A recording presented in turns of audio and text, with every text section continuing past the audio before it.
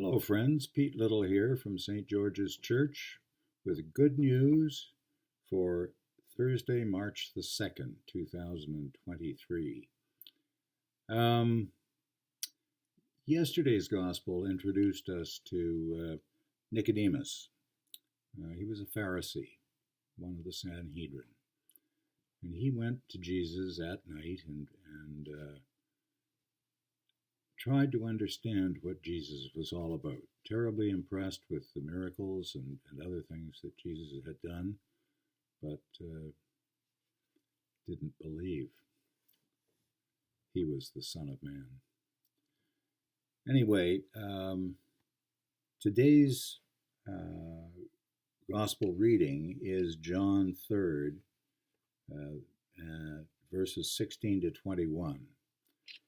But as so many of these snippets from the Bible, I need to go back to part of what was in yesterday's gospel.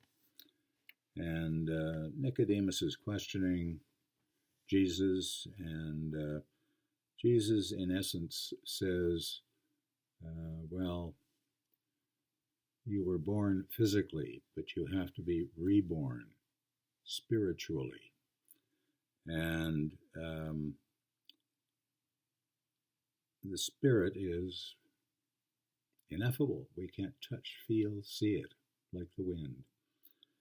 And that there's a difficulty in teaching Nicodemus, one of the teachers of Israel, how to teach, how to see, how to understand. And he says, the wind blows wherever it pleases. You hear its sound, but you cannot tell where it comes from or where it is going. So it is with everyone born of the Spirit. That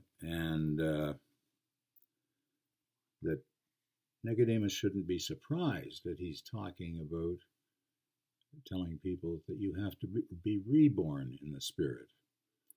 And I believe that's part of the process of prayer and meditation.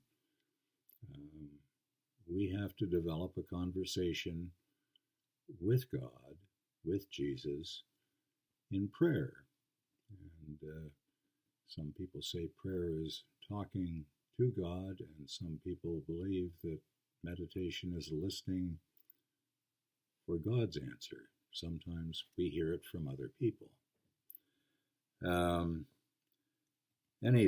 Anyway, just as Moses lifted up the snake in the desert, so the Son of Man must be lifted up, that everyone who believes in him may have eternal life.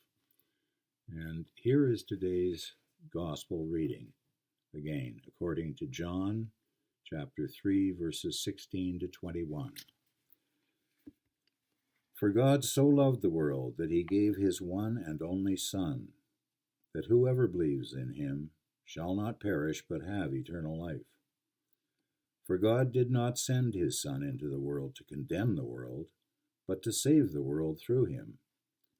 Whoever believes in him is not condemned, but whoever does not believe stands condemned already, because he has not believed in the name of God's one and only Son.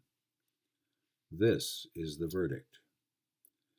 Light has come into the world, but men loved darkness instead of light because their deeds were evil. Everyone who does evil hates the light and will not come into the light for fear that his deeds will be exposed. But whoever lives by the truth comes into the light, so that it may be seen plainly that what he has done has been done through God. This is the gospel of the Lord, according to John.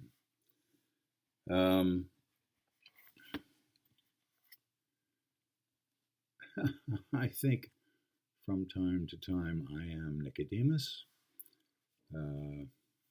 Certainly, I've discovered that by practicing prayer briefly, first thing in the morning, and briefly just before going to bed at night.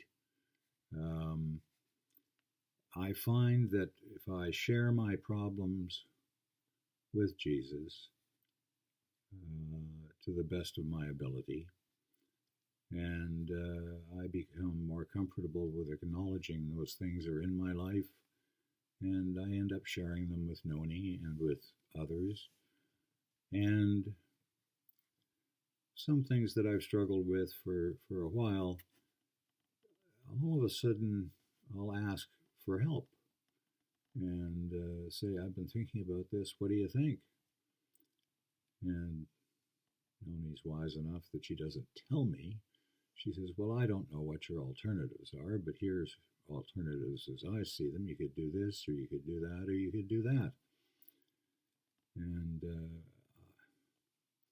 I find answer to prayer ultimately many times is in English through people I love.